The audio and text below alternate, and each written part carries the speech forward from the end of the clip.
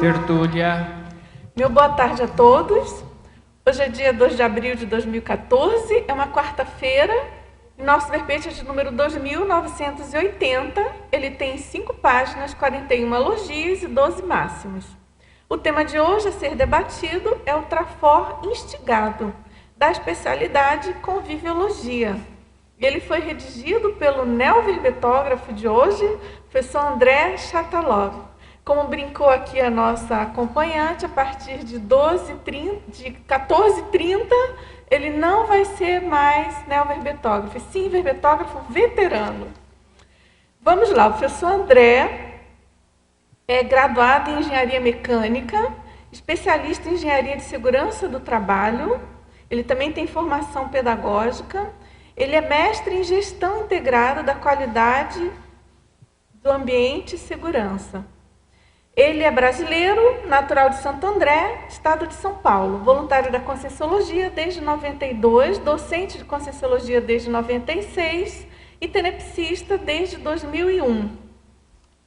O trafor instigado é o traço força ou componente positivo da personalidade da consciência, homem ou mulher, adquirido, reconhecido, ativado e posto à prova, visando ressignificar tal habilidade e impulsionar a consciência aprendiz a novo patamar na espiral evolutiva. O holopensene pessoal dá oportunidade de requalificação traforística.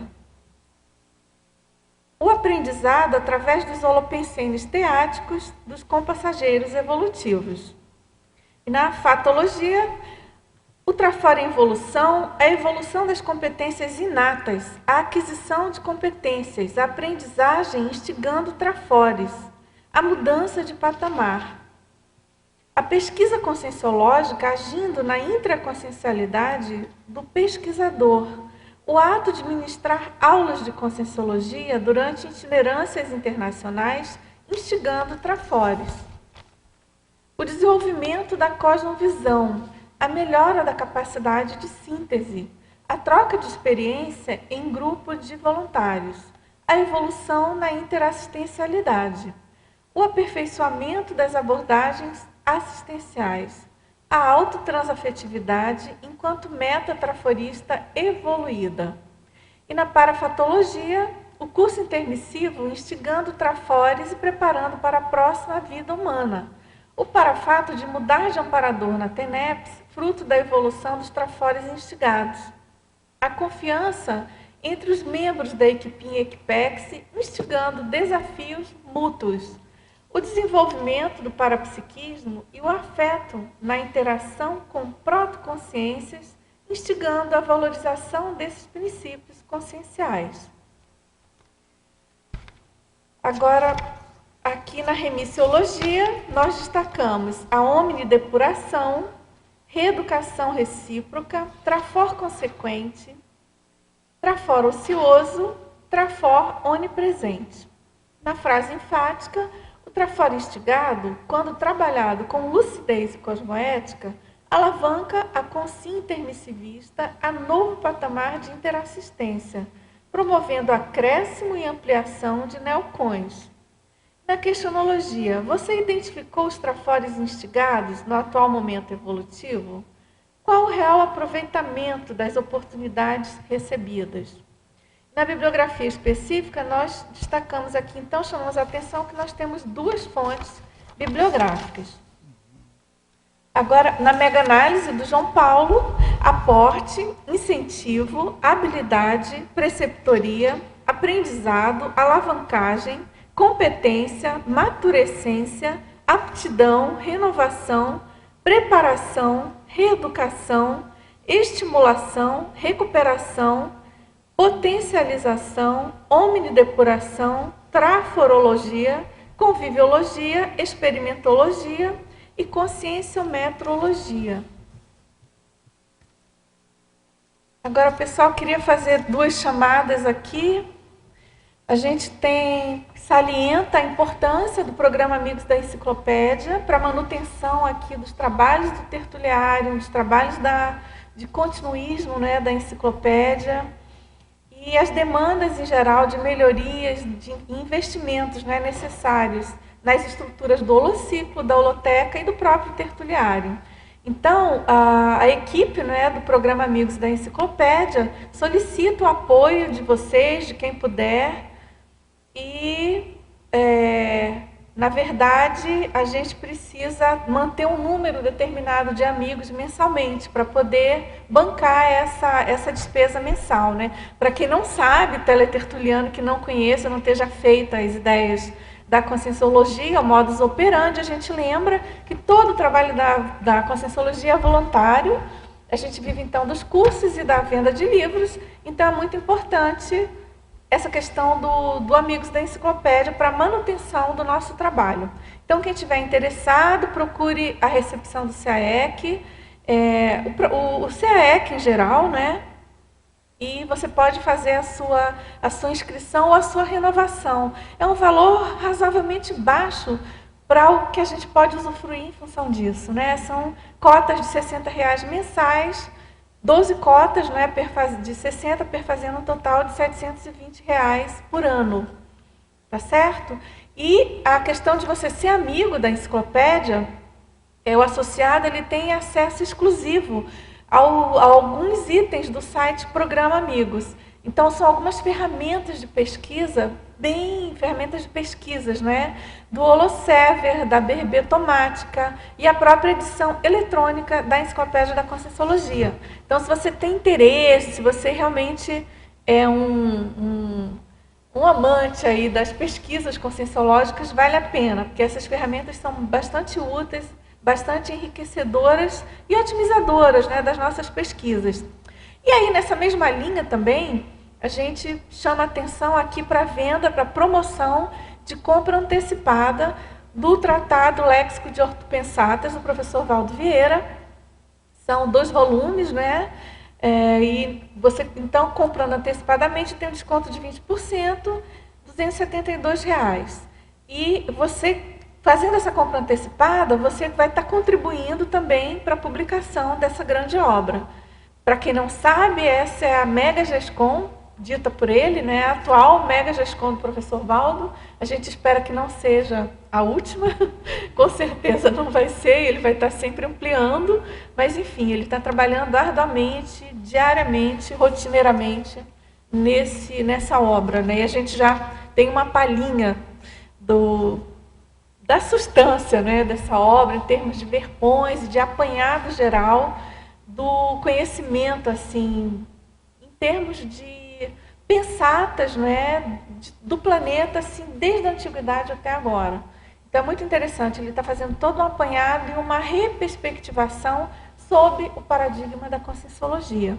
Então, quem puder ajudar, também procurar o site, a própria Editares, né, pelo e-mail editares@editares.org ou diretamente pela epígrafe shopcoins.com.br. Agora, professor André, a gente já tem aqui algumas perguntas, mas eu queria que você contasse para a gente a história da ideia desse verbete. O que você pensou? Por que você pensou em escrever sobre isso? Tem alguma coisa pitoresca aí para falar para a gente? Eu acho que antes de falar um pouco sobre esse assunto, eu gostaria até de agradecer, né, todo o apoio que eu tive até fazer esse verbete. Eu acho que a equipe da Enciclosapiens me ajudou muito, ou seja, são pessoas traforistas. Né? Bom ouvir isso. E agradecer também o curso Verbetografia que eu fiz no formato online, e que mesmo estando nessa condição online, que a gente sabe que é difícil, né, até pelos compromissos e muitas vezes à distância, é um diferencial e vale a pena participar. Quem está em casa, vale a pena esse investimento. Né? Também agradecer muito o apoio direto nesse trabalho da Neida, né, que ela foi minha principal revisora campeã número 1 ou seja, do quebra de braço, né? A queda de braço ela ganhou muitas vezes, né? E no geral também agradecer, né, tipo a instigação constante da minha dupla Alicia, né, ou seja, que não está aqui, está trabalhando, mas ela é a instigadora número 1. Tem a instigadora mirim, que é a Emily, a minha filha. Lá em casa até o gato me instiga, né? E também Ou seja, ele me faz evoluir quando eu tenho que justamente entender aquela consciência que me dá trabalho, não é isso? E também agradecer aos colegas que estão aqui, meus colegas, meus compassageiros evolutivos, né? Tem alguns que eu não conheço, mas que estão aqui nessa data importante para mim, né? Que é o primeiro verbete, né? O primeiro verbete a gente nunca esquece. Né? Não, de jeito nenhum. Então, vai ter esse verbete, né? Você exatamente. já tá sabendo. E todos esses amigos que vêm ajudando e apoiando para eu chegar nesse momento aqui, que a gente sabe que é uma oportunidade, estar inserido nessa enciclopédia.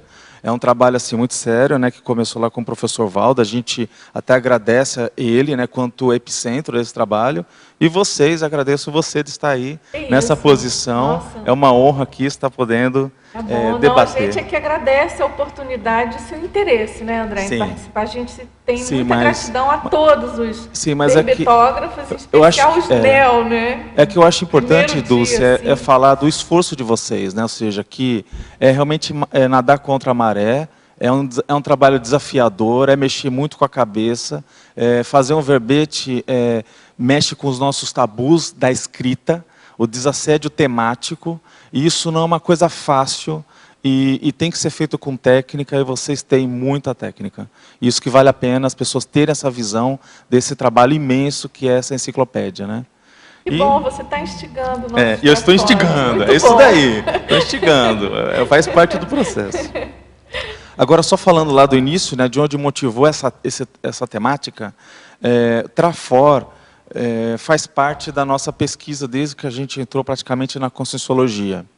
Eu tive a oportunidade de estar num grupo lá no IPC, né, a unidade do IPC em São Paulo, e ali na altura estava participando do núcleo, né, que era justamente da pesquisa. Então, nós tínhamos ali, dentro dos diversos projetos, em determinada altura, estava participando intensamente do seminário de pesquisa, e o nosso desafio era escrever, era fazer o desassédio temático, né, justamente colocar no papel ideias. E estávamos dentro desse projeto do seminário, e um dos temas que eu levei para debate foi do processo do caça-talentos, né? É lógico que essa história do caçar não é um negócio, é algo selvagem, certo? Mas é com base naquela história do headhunter. E a ideia do headhunter, eu comecei a refletir, e se a gente olhasse do ponto de vista dos talentos que estão perto de nós e que nós não aproveitamos? Aí eu me questionava muito, eu falava assim, olha, eu estou aqui com vocês, colegas, né, assim como estou aqui com a Dulce e tal, com a Marilux aqui do lado, né? Então, fala assim, o que eu não posso perder em termos de oportunidade evolutiva de estar do lado dessas pessoas convivendo para olhar o que o meu Trafor, qual o Trafor que eu estaria sendo instigado do ponto de vista desse estímulo por aquela personalidade forte, muitas vezes, que eu não reconheço nesse corpo e que às vezes está no processo até do anonimato, mas se eu olhar para a história, eu vou verificar que ele é um mega líder, ele é uma referência naquele ponto, e eu tenho o prazer de estar acompanhando, estar convivendo circunstancialmente do lado dessa pessoa. Então eu pensava, como eu vou tirar proveito dessa oportunidade? Será que eu sei valorizar, eu sei enxergar, eu sei ser um verificador de talentos? Eu consigo ver os talentos e valorizar aqueles talentos? Eu sei também identificar quando aquele talento está em mim, só que num nível diferenciado, e assim eu não vou rejeitar.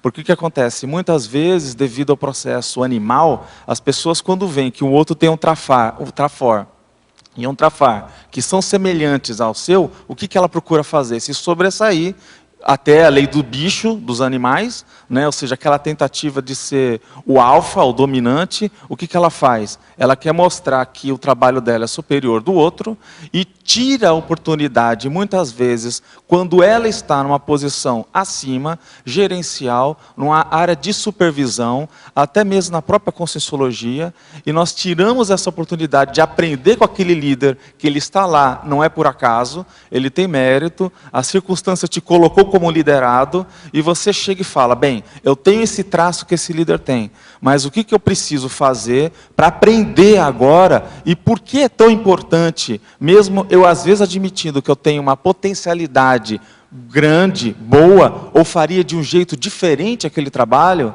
eu acabo não olhando aquele prisma, aquela abordagem, aquele lado que é realmente do ensinar. Porque se aquele é um mega líder, ele também tem aquele trafor que é idêntico do seu. Você entende o assunto, só que acontece, a abordagem é outra. Será que essa abordagem não é enriquecedora, não é justamente um plus, não é algo que vai somar, e aí uma oportunidade que pode ser perdida, segundo o meu processo até mesmo de temperamento. Então, uma coisa que eu questionei, gente, eu tenho que moldar o temperamento, eu tenho que observar essas lideranças, eu tenho que aproveitar a condição de ser liderado. Porque isso é uma das coisas que chama muita atenção. E o próprio professor Valdo, ele comentou muito esse caso de ser o número 2 e não ser tão importante a condição de número 1. Porque o número 2, como ele está ali, dando apoio, ele não tem tanto o estresse e não tem tanta responsabilidade ali de estar encabeçando, ele muitas vezes, devido à sua acuidade, muitas vezes de ter trafores compartilhados com aquele líder, ele acaba aprendendo muito. Então, quer dizer, não é tão ruim essa posição, e na verdade, isso entra um outro ponto, que depois você vai ser o líder, e vai ter que retribuir isso por um outro liderado. E vai ter que construir nesse liderado a liderança dele no futuro. Então, é um caminho que não se acaba. Nós vimos que isso faz parte da assistência comum, e é uma assistência horizontal, é do nosso grupo evolutivo. Né? Ou seja, e é por aí que nós entramos nessa pesquisa. Muito bom, excelente essa pesquisa. Ótimo depoimento, né? Enriquece muito a abordagem do verbete, muito bom. Agora vamos lá, a gente já tem aqui algumas perguntas. Então, o primeiro teletertuliano, ele pede que você, na fatologia, na página 14, terceira linha, ele pede se você poderia explicar a importância dos preceptores e da aprendizagem instigando trafores. Então, é justamente na fatologia terceira linha, não é isso? Isso. Então, olha só, a importância dos preceptores, certo? Então, o preceptor, uma das coisas que nós almejamos muito para a próxima existência, é aquela história. Os meus pais nessa vida, eles são extremamente importantes, né, para o que eu sou hoje. Por quê? Eles me instigaram muito em muitas coisas. Eles, na verdade, eles têm o temperamento adequado para ter mexido com o meu porão consciencial e ter colocado, de repente, a minha proex no eixo. Se eu tivesse pais mais moles, né, se eu tivesse pais mais frouxos, né, pensando assim, do ponto de vista de temperamento, talvez o meu porão adiantasse um pouco mais. Né? Então, o que eu vejo? Eu vejo que os pais, eles são realmente um aporte muito importante para o nosso aperfeiçoamento consciencial. E aí o que nós estamos olhando?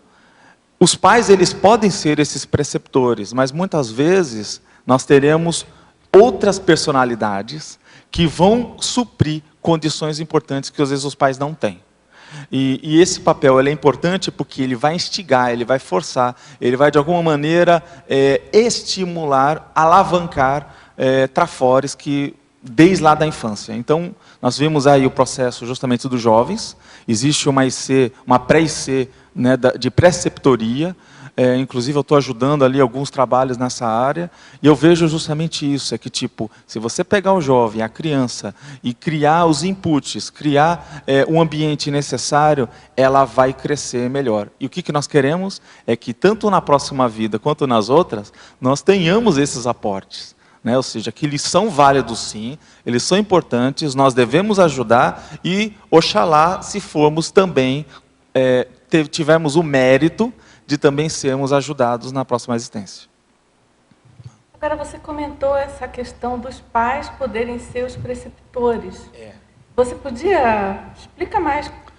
O que eu vejo é o seguinte, aquela história, muitas vezes na infância, eu pensava, né, assim, não, eu não queria esses pais, tal, porque o do vizinho parece que são melhores, não é isso? Claro, Igual o gramado verde do vizinho, os pais também. O outro irmão lá do outro fulano é melhor do que o meu. A gente tem sempre essas esquisitices, né, na infância. Agora, o que acontece? Com o passar do tempo, eu fui vendo que tem uma razão de ser, por exemplo, essa minha vida, essa condição dos meus pais diretamente, e eles, no meu modo de ver, foram preceptores de muita coisa, de muitos trafores, muito jeito de pensar que eu carrego até hoje e que, de alguma maneira, alavancou o meu processo. Então, o que acontece? É lógico que nos nossos pais nós temos uma dificuldade natural, muitas vezes, de trabalhar aquele conceito de admiração e discordância, né, da Conscienciologia. A teoria ela é muito fácil, mas, por exemplo, hoje eu tenho claramente coisas que eu discordo absolutamente dos meus pais, meu pai e da minha mãe, mas tem coisas que eu sou totalmente 100% favorável. Então o que acontece? É trabalhar na nossa intraconsciencialidade, desde lá, da infância, esses pontos, né? E também na nossa intraconsciencialidade de hoje. Olha, eu sei lidar com admiração e discordância? Eu trato isso no meu dia a dia, meu arroz com feijão, porque é isso que vai te trazer amanhã, de você saber, no próximo corpo, valorizar naquelas personalidades, aquele comportamento e saber filtrar e manter o afeto, entender o necessário, mesmo às vezes no remédio amargo, né? Bom. Agora, aí ele pergunta, e quando a consciência já está na zona de conforto e não quer mais nada, o que fazer? Essa está na roça, né? Como a gente diz no brasileiro, né? No português do Brasil, está na roça. O que é interessante? Tem duas formas de você evoluir. Ou você é instigado positivamente por si e pelos seus colegas evolutivos, e a vida nos leva a isso quando, já comentei aqui, a vida vai te instigar quando você chegar lá na padaria da esquina e o Manuel, né, tipo, invocar com você por alguma coisa com troco. Você fala, bem, eu vou ter que treinar a minha cordialidade, eu vou ter que treinar a minha autotransafetividade, eu vou ter que lidar com o quê? Com o meu perdão antecipado, que a gente até discute hoje, né? Ou seja, são as novas neoverpons da Conscienciologia. Você imagina, gente, perdão antecipado, se tem uma coisa mais difícil da prática é isso, e nós estávamos discutindo isso hoje. Então eu fico pensando, a vida, ela mexe com o indivíduo, ela instiga o indivíduo, e isso é inevitável. Se você for ver, se você ficar quieto na tua casa, os móveis vão apodrecer, a comida vai apodrecer, ela vai acabar e ela vai te instigar de você ir para a rua, vai ter que trabalhar, vai ter que ir atrás de um alimento novo. Então a vida humana, ela é instigadora. Não tem jeito. Quem não percebeu isso, nós queremos torná-la, vamos dizer assim, tranquilas e homogênea, mas ela não é. A natureza, ela não é assim. Ela te instiga, ela te desafia, ela te promove você mexer com os seus trafores e superar os seus trafares. E seus trafais, conseguir ter ali os neocons. Então, moral da história, essa pessoa que ela é passiva da condição, ela está perdendo tempo. O que a gente faz na Conscienciologia? Não é que nós somos masoquistas, não, mas nós somos lúcidos perante a inteligência evolutiva que fala, olha, se eu sei que eu vou ter um outro corpo, que eu vou nascer de novo e que eu vou ter que aprender mais cedo ou mais tarde, é melhor que seja agora. Então o que eu tenho que fazer? Eu tenho que começar a me instigar e eu vou estar no carro frente, no chefe da situação. Então, por exemplo, se eu sei que amanhã, mais cedo ou mais tarde, eu vou ter que ser um líder, eu vou ter que estudar tudo que é liderança. Se eu sei que eu tenho que chegar e lidar com pessoas, eu tenho que saber trato fino, né, como comunicar, como me expressar, como me articular, como adequar a comunicação àquele ouvinte, sendo um bom interlocutor. Então, quer dizer, gente, se você for ver, o nosso movimento de atrás, de desenvolvimento, ele não para nunca. Então, qual que é a nossa alternativa? De entrar para esse lado de auto-instigador. Agora, André, você, dentro dessa linha que você estava falando, né, chamando a atenção da liderança, tem um caminho aí para isso, né? Então, a gente pode também exercitar a liderança buscando motivar essa pessoa, você não acha? Porque a pessoa que está na zona de conforto, de algum modo, se você tem uma certa perspicácia, você dá um jeito, você consegue dar uma cutucada, né, na linha da instigação. Perfeitamente, ou seja, você como uma consciência lúcida, naquele grupo evolutivo, você é um elemento que as suas próprias energias instigam. Por quê? Tem aquele caso da Minitares, então a pessoa joga o papel no chão, você vai lá e coloca o papel no lixo certo. A pessoa joga a toalha suja no chão, você vai lá e põe no cesto. Você vê que a roupa ali está jogada, você põe na máquina de lavar roupa e lava. Então o que você está fazendo? Você está instigando. Ou seja, o nosso exercício, a nossa personalidade, a pessoa vê que está lá, Copa do Mundo, todo mundo lá na euforia, tal, você está lá estudando, lendo um livro, compenetrado, fazendo um neoverbete, né? Então, o que acontece? Isso tudo mostra que nós acabamos instigando os nossos colegas também com passageiros evolutivos. Agora, tem uma coisa muito curiosa, que é, como é você ser um liderado e instigar o líder? Cosmoeticamente. Você não está querendo puxar o tapete daquela pessoa, mas você está mostrando serviço e isso faz com que o grupo todo ande. Você acha que isso não acontece? Nas empresas conscienciológicas e na própria instituições conscienciológicas, acontece isso muito, né? O liderado ajudando lá o líder, que às vezes está assoberbado, a instigá-lo, instigar o grupo. Quer dizer, quando um liderado traz uma boa ideia para o grupo, ele está instigando o grupo. Então, esse papel que você está falando, né, Dulce, de não ficar na passividade, né, esperando o outro, não, isso daí já é passado. No nosso nível evolutivo não existe. Não dá mais, né? Inclusive, aquela própria condição que você citou ainda há pouco, né, do vice, do segundão, enfim, também exige aí uma... Exige um jogo de cintura... É exatamente isso. Agora, lúcido daquele que abre os olhos para isso e sabe tirar proveito. André, não ficou muito claro assim. Bom, você falou que a vida ela instiga as pessoas, certo? Mas se a pessoa também ficar só... E você fala muito também dos preceptores, do meio, que isso é muito importante para essa instigação traforística. Sim. Só que... Se a pessoa ficar esperando só isso não é... a vida ela é ativa, mas se a pessoa ficar só esperando isso é uma passividade também, né?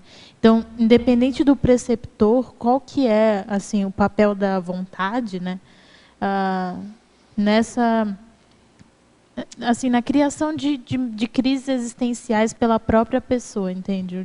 Sim. Uma profilaxia que ela pode fazer para ela mesma crescer, controlar, né? Tomar o controle. Eu acho que um ponto assim, tem dois pontos ali do que você está perguntando, que vale a pena, primeiro que, em termos de vida humana, uma coisa que me chama muita atenção é como que essa dimensão intrafísico deprecia. Então, por exemplo, você faz um móvel novo, você tem um carro novo, tudo zerinho, tudo perfeito. Ele vai depreciar, ele vai caducar, ele vai envelhecer. O nosso corpo igual. Então, o nosso corpo, ele é a maior ferramenta, em termos universais, nessa vida humana, de instigação. Por isso que aqui, até eu coloquei na exemplologia, o processo do soma, né, dentro de um processo de exemplo de instigar. Porque a gente se você ficar com os braços cruzados, o seu tônus muscular vai ficar flácido, você vai definhar, e daqui a pouco, né, você não tem nem motivação para levantar para comer. Então, basicamente, o que eu estou colocando nessa história do instigar é que a vida nos instiga o tempo inteiro. Você pode ter uma posição passiva ou ativa. E o que nós estamos observando? A consciência madura, ela vai entrar no modo operante ativo. Aí o que acontece? Quando o jovem lá, o preceptor, o que você vai fazer? Você vai acelerar o processo dele.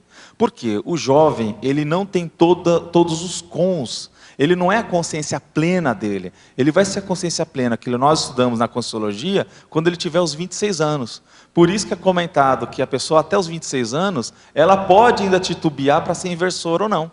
A partir dos 26 anos, ou ela é ou não é. Né? Ou seja, não adianta chover no molhado. Passou dos 26 anos, ela já está com o corpo maduro, já está com todas as condições psicológicas nessa nova vida. teve todos os aportes possíveis e inimagináveis que foram previstos até em curso intermissivo, se ela fez curso intermissivo. E aí você vai ver que ela ali, ela já tem que estar funcionando. Agora, o que eu chamo a atenção da preceptoria é que os pais, se eles forem, vamos dizer assim, tiverem competências, eles podem estimular essas competências em nós. É só a gente pensar, será que eu, na minha família, não posso ter N professores de diversas competências? Se você for estudar claramente, você vai achar que sim. A questão é, essas competências, eu posso ser estimulado desde lá da minha infância, e isso vai acelerar o meu processo? Por quê? Porque tem situações, que a gente sabe disso, que a mesologia, ela pelo contrário, ela mais nos atrasa.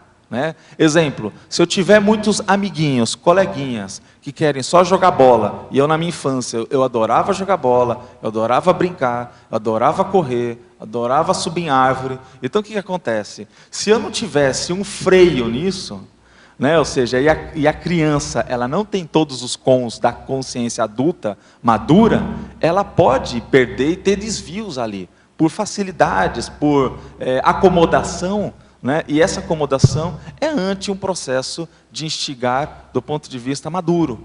Então, qual que é a vantagem de um pai preceptor? É que ele vai dar a oportunidade de queimar etapas. Mas É isso. Desculpa te interromper, só queria assim, trazer também, eu concordo com o que você falou, mas não é suficiente só o pai estimular ou o meio, porque até assim, a gente vê que tem crianças que foram super estimuladas, tiveram acesso a super, né, cognição, livros, tudo, e não deram valor nenhum para aquilo. E outras pessoas que vivem em condições precárias e conseguem superar, dominar aquele processo da genética com a paragenética, por exemplo. Isso, mas aí né? o que eu colocaria? Eu colocaria que, tipo, você tem razão que os pais, mesmo sendo preceptores daquela consciência, eles não podem, isso é uma coisa muito importante, forçar a barra. Não pode ser uma ditadura, não pode ser tipo, olha, você vai adquirir essa competência à força. Porque se não é o momento, não force, não crie traumas. Isso é uma coisa importante. Porque às vezes a gente tem tanta visão de futuro do filho que a gente quer exteriorizar para ele todas as nossas frustrações. Isso é uma coisa importante que a gente tem que colocar, que os pais têm que ter assim um limite. Fala assim, qual que é a hora de eu deixar o tempo daquela consciência? Ela tem que respirar, ela tem que ter. E detalhe, às vezes ela pode optar que não vai evoluir tanto nessa vida, vai ficar para outra. E os pais vão ter que admitir essa opção daquela consciência também. Eu vejo que essa visão do instigar, olhando do ponto de vista de Trafor, quando a pessoa ela já começa a aplicar isso no dia a dia, ela vai ficar um expert nessa função quanto ao aspecto da cosmoética. Porque quando nós estamos ainda muito naquele lado belicoso, muito daquele lado competitivo, de querer poder, de querer ter um ganho secundário, a gente não entra nesse aspecto. Mas quando nós entramos mais numa visão cosmovisiológica, nós já estamos olhando a consciência como algo maior, não é um corpo. Nós estamos vendo que não existe só uma vida humana, existem N vidas humanas aí pela frente. Cara, então aquela história, você faz a sua parte, a outra consciência vai fazer a parte dela e um abraço. Né? Aqui que a única coisa que vale a pena a gente chamar na preceptoria é você não faltar com a sua responsabilidade. Olha, eu fiz a minha parte, a consciência fez o dela, e ela não tem, às vezes, tanto como cobrar você amanhã de um trabalho mal feito. É isso. Porque é tal história, né? A gente sabe que são os limites, né, assistenciais, né? Na verdade, depende da pessoa, né? Mais importante, eu acho que você está chamando a atenção da importância dessa instigação, dessa motivação. Né? Exatamente. Agora é a pessoa que vai dar o ritmo para isso, que vai dar o tom. A gente vê aqui mesmo no tertuliário, né, diariamente. Muitas vezes são colocadas verpões, ou até não necessariamente verpões, mas enfim, ideias impactantes, né? Para uns, em tese, seriam desafiadoras para todos, né? Todos aqui intermissivistas e tal. Mas às vezes para um não faz efeito nenhum. Não fez eco, né? Não dá eco. Ou pelo momento evolutivo, pela situação da pessoa, ou pelo temperamento mesmo, né? A personalidade. A pessoa escorrega, ou acha que não é para ela. mecanismos de defesa, né? Exatamente. Agora, uma coisa interessante é que a gente tem que saber instigar. Aí existem técnicas. Aí o que acontece? Por isso que nós vamos ter que estudar o processo parapedagógico. Né? Ou seja, por exemplo, o que o amparador te inspirou na hora que você estava tentando ajudar aquela criança?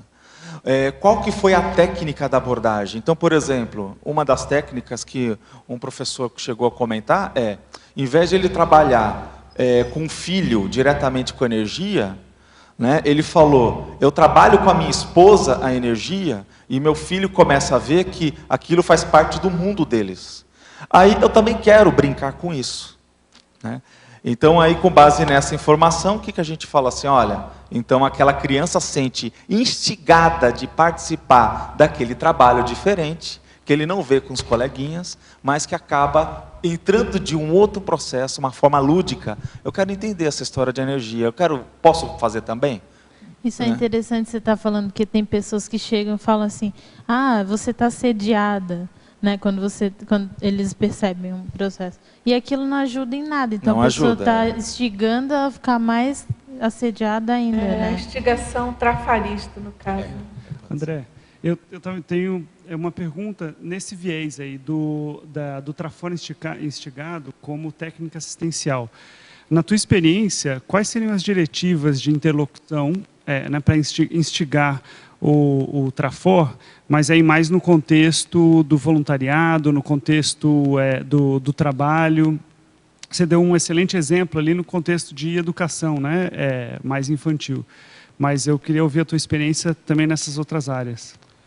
Uma das coisas que eu vejo na empresa conscienciológica, a coisa mais assim, importante que se tem de processo de instigação ou até auto-instigação, é aquela história, você está aberto para o trabalho? É a primeira pergunta. Né? Por que acontece? Até a gente dizia isso, né, ali no voluntariado, a seguinte questão, o que você veio fazer aqui hoje? Você veio ser aluno? Bom, se você veio ser aluno, você tem um amparo específico para você ser aluno. Não, eu estou sendo voluntário. Não, se eu estou sendo voluntário, é outro patamar, é outro processo. Eu estou aqui para ajudar, eu estou aqui para construir. Então, basicamente, se a pessoa lá entrar no voluntariado dela, na IC, com aquele espírito que, tipo, eu não quero sugar o que tem de bom, eu quero realmente colocar a minha colher somando a diferença. Entrou totalmente aí, mudou o patamar. E aí ela está entrando nesse processo auto-instigado, e o holopensene começa a instigar a pessoa. Então, aí você vê que os amparadores chegam e falam, olha, tem que fazer aquele trabalho ali. Vem aquela ideia na tua cabeça. Aí você fala, não, eu nem vou falar isso, porque isso vai dar um trabalho. A gente não aborda ideias assim.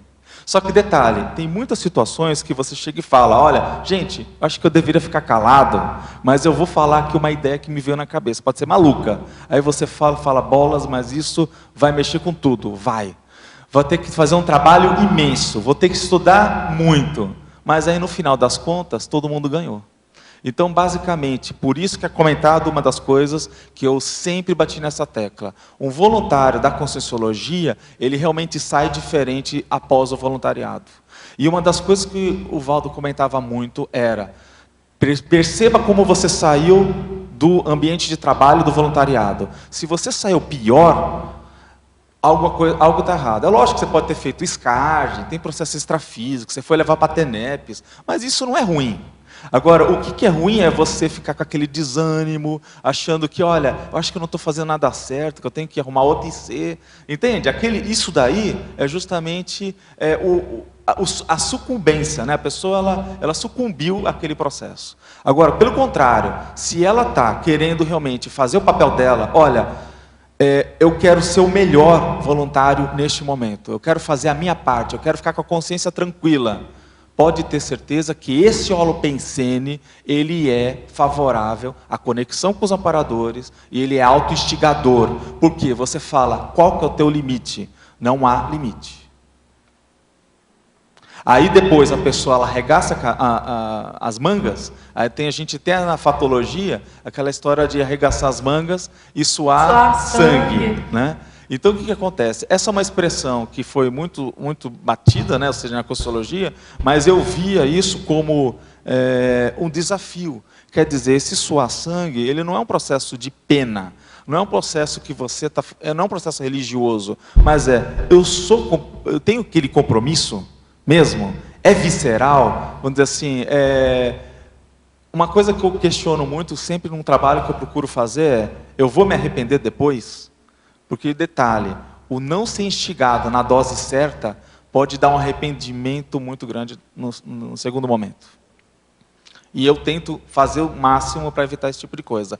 Por isso, a primeira coisa que eu faço é, eu estou aproveitando a oportunidade de estar com essas pessoas aqui hoje. Por exemplo, aproveitar de estar com a Dulce, aproveitar de estar com esses colegas evolutivos. Gente, essa é uma pergunta que é o meu arroz com feijão. Eu sempre faço essa pergunta. Eu falo assim, olha, o que eu estou bobeando aqui? Alguém pode chegar e virar amanhã para mim e falar, olha, você não viu que a pessoa estava ali, aqueles trafores todos, e você ficou em cima do pedestal? Não, eu sou o máximo nesse ponto aqui, para que eu vou ficar olhando o outro lá, tal? Essa abordagem que parece que não tem nada a ver, só que detalhe, nós observamos que, até na matemática, você tem N situações, N fórmulas para resolver um problema. E sempre você vive descobrindo uma coisa nova. Agora, se o ponto de vista humano é superior à matemática, como que funciona isso? Qual que é a lógica da assistência? Não é? Então é por aí que a gente trabalha. Agora os serenões que fiquem espertos com você, hein? Caçando os talentos, vendo os trafores. Quando você encontrar algum, você conta pra mim, hein? Me deixa de fora dessa, não, hein? Às vezes é por isso que eles não aparecem, porque fala, vai estigar tanto que vai queimar o sistema, né? Quer falar? Uma sugestão para a tecnologia, dentro daquela pergunta que ele fez ali, o professor Valdo sempre fala da técnica da percepção das tendências e preferências, né? Que você amplia e instiga, entra por aí. Por exemplo, os pais, preceptores, eles podem começar a observar a tendência das crianças e ir encaminhando elas a partir daí. É uma boa técnica, é verdade. O que você acha? Perfeito. Olha, você já está uma candidata a preceptora razoável. Agora, André, vamos lá. Em fatologia, na página 15, primeira linha. Como funciona a vivência em empresa capitalista anticosmoética, levando à adoção de posicionamentos cosmoéticos? Gente, isso é um ponto assim tarístico fabuloso. Então, o que isso dá uma tese, né? Isso dá. O que acontece? Eu vejo que hoje eu trabalho no processo docente, eu dou aula, mas do ponto de vista de vida, eu já passei por muitas empresas intrafísicas, focadas no processo da engenharia, no processo tecnológico. Então, o que acontece? O que me chamava a atenção, como eu sou engenheiro de segurança, a primeira coisa que chama a atenção é o processo da insalubridade, o ambiente de trabalho, aquela cadeira ruim, aquele ambiente que está, de alguma maneira, depreciando a pessoa, então ela tem que melhorar o ambiente de trabalho, né? Então, basicamente, uma das coisas que eu sempre fui atrás é de estar compromissado com o meu curso intermissivo. Então, uma das situações, eu tive um contexto que eu trabalhei numa empresa pequena, que depois ela cresceu, ela ficou uma empresa média, mas eu estava trabalhando lado a lado ao diretor. E ele falou assim, André, eu quero ver você fazendo parte técnica de engenharia e parte de vendas. Então você vai para campo, vai arrumar novos clientes. E aí eu colocava a pastinha, eu ia fazer prospecção, achar novos clientes. E aí o que acontece? Eu chegava lá e eu começava a verificar. O que esse cara faz? Eu posso fazer produtos que atendem esse camarada? Sim. E aí eu começava a descarafunchar. Até chegar numa hora que aparecia alguma coisa bélica no meio. Se aparecia, não, olha, aparecia esse molde para fazer uma peça de arma. Aí eu falava, ó, isso aqui não vai nem para frente, o meu chefe nem vai saber que isso existiu. Eu já rasgava o cartão, eu já ia para outra empresa. E o que acontece? O problema disso é que, do ponto de vista da cosmoética, o rendimento econômico para você às vezes fica complicado. Tiveram diversas situações que eu poderia ter ganhado dinheiro se eu fosse anticosmoético, e eu falo, não, olha, eu vou hoje perder dinheiro, mas isso é um exercício né, esse ambiente está me instigando, é um teste de evolução. Então, basicamente, eu vejo que essas empresas, que elas estão aí, faz parte da nossa sociedade, que são os nossos amigos do passado, porque eu não posso dizer que nessas empresas eu não tenho afeto, não tenho vínculo consciencial com essas pessoas, de passado, né, de ombro a ombro, de empreitada juntos. Eu falo, não, hoje eu não admito aquele padrão de holopensene, e aquilo faz parte desse posicionamento de curso intermissivo, de você falar assim, não, olha, eu abro mão, dessa vez eu passo, nessa e nas próximas, né?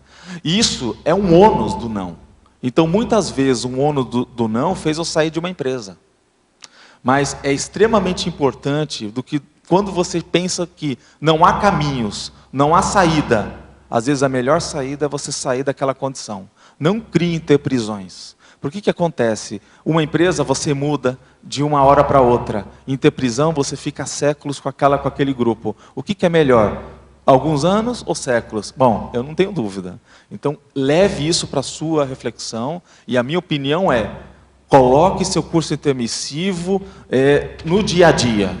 Né? Ou seja, não fica com uma coisa teórica. Ah, não, mas é que, se não morro de fome, né? Então, tipo, é aqueles papo de doido, que aí tudo é válido, né? Então, tipo, ah, não, para sobreviver tudo é válido. Não é assim. Nós já temos um nível evolutivo que você tem que pagar, tem que tomar posturas de decisão, e muitas vezes você paga o ônus do não. É isso que é esse ponto. Eu tenho uma pergunta. André, você falou anteriormente aí que a grande questão é saber instigar. Isso. Então, o que você pode recomendar? E tem algumas técnicas que você já identificou assim, para estar instigando as consciências, aquelas que têm mais dificuldade, a gente está despertando para os desafios? O que acontece, eu vejo que todo mundo acaba sendo professor nessa vida. Todo mundo, é um pressuposto meu, posso estar errado, mas eu tenho um pressuposto que todos nós somos professores. Todos somos docentes. Todos somos porta-vozes da TARES ou da Minitares. Então, o que acontece? O que nós vamos ter que aprender linguagens didáticas. Tem muitas cenas de filme que elas são didáticas, elas demonstram processos didáticos. Como que aquela pessoa passou para o outro que ele estava equivocado, não é? Então, são coisas de relances de filme que você tem que falar, olha, mas isso é uma boa técnica. Até mesmo o professor Waldo estava falando hoje, olha, eu tinha que fazer aquela pessoa parar para pensar. O que eu falei? Eu vou para o banheiro, daqui a pouco eu volto. Mas ele não queria ir para o banheiro. Você está entendendo a situação? Ou seja, aquilo foi uma técnica para ele permitir os amparadores fazer o quê? Uma instigação nele. Porque ele precisava parar para pensar. Então, o que acontece? Isso são técnicas. Eu acho que nós temos já isso muito inato, porque nós já fizemos isso em muitas vidas. Então, se você for olhar, todos nós aqui fazemos, às vezes, inconsciente, tipo assim, sabe quando sai na urina? Você nem sabe por que fez, mas fez. Só que o que nós temos que procurar fazer? É usar essas técnicas parapedagógicas de uma forma lúcida, assim como um técnico. Então, nós temos que buscar ser esse técnico.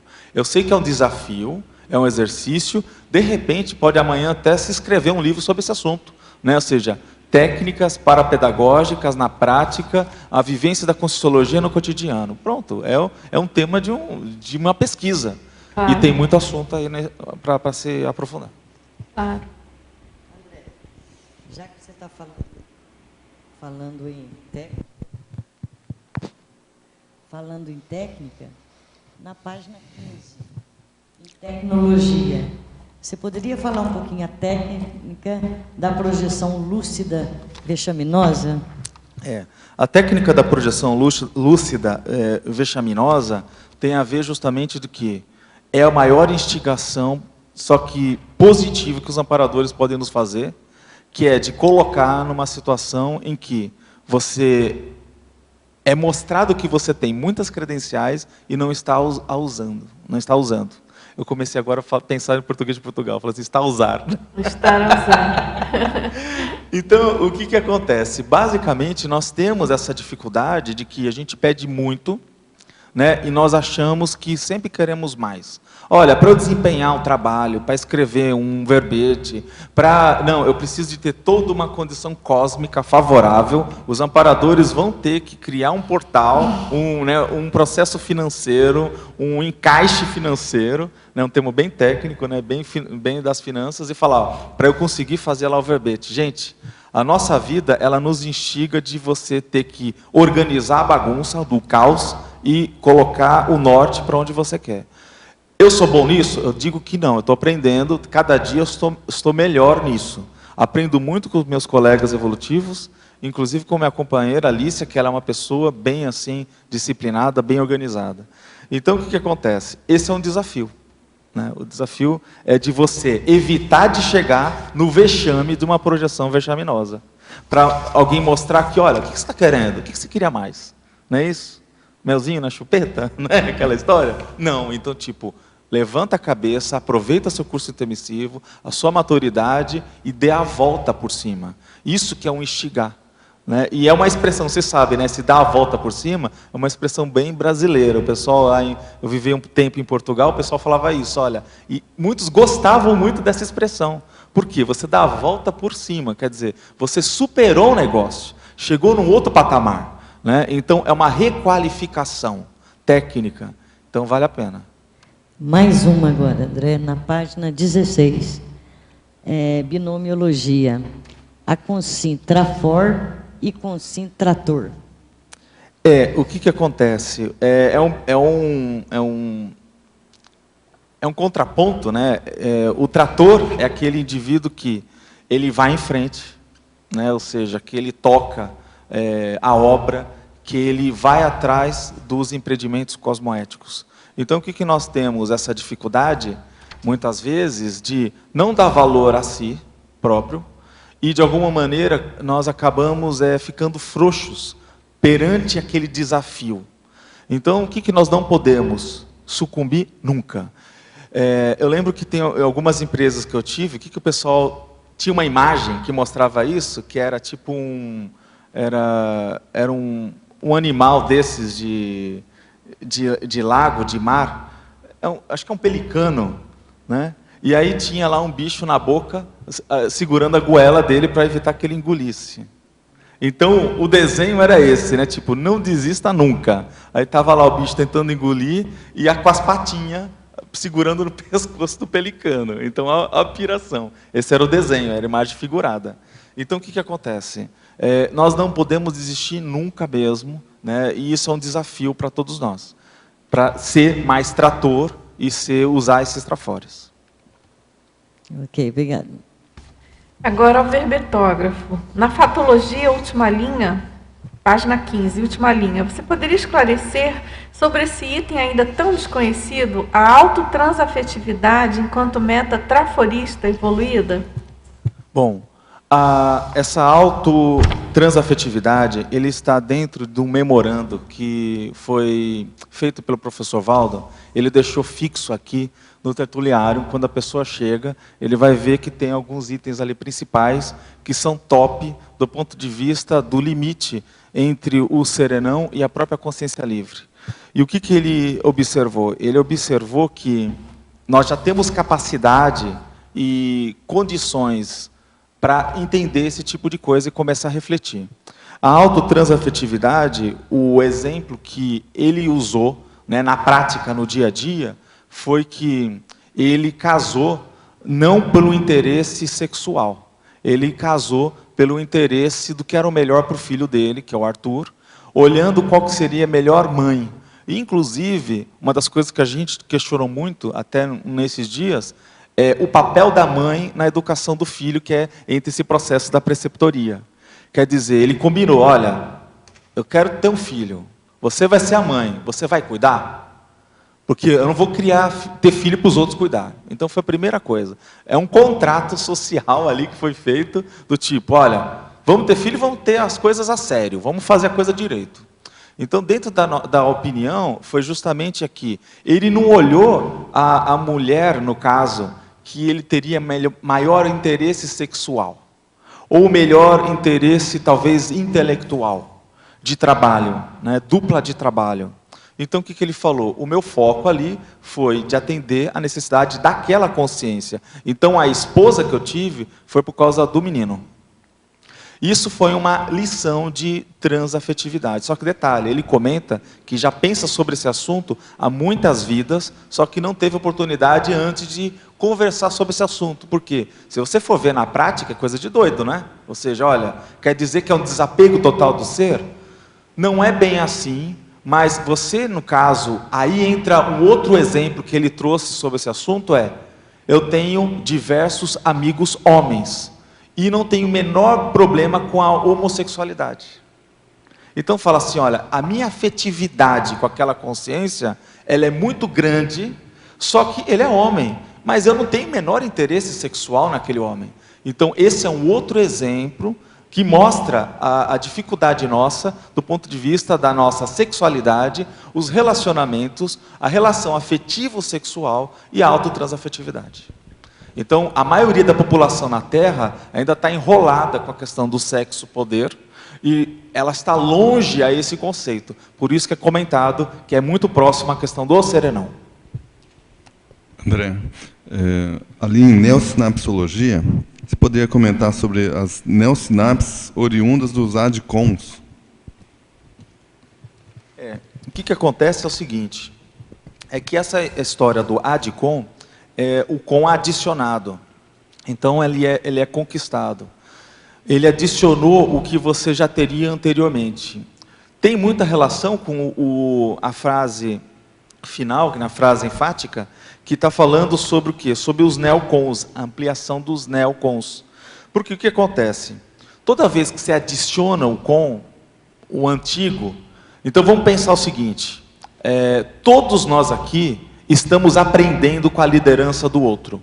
Por quê? Na condição de liderado, em empresas conscienciológicas, conscienciocêntricas, vivendo uma inter-relação grupal, existem relações de líder-liderado.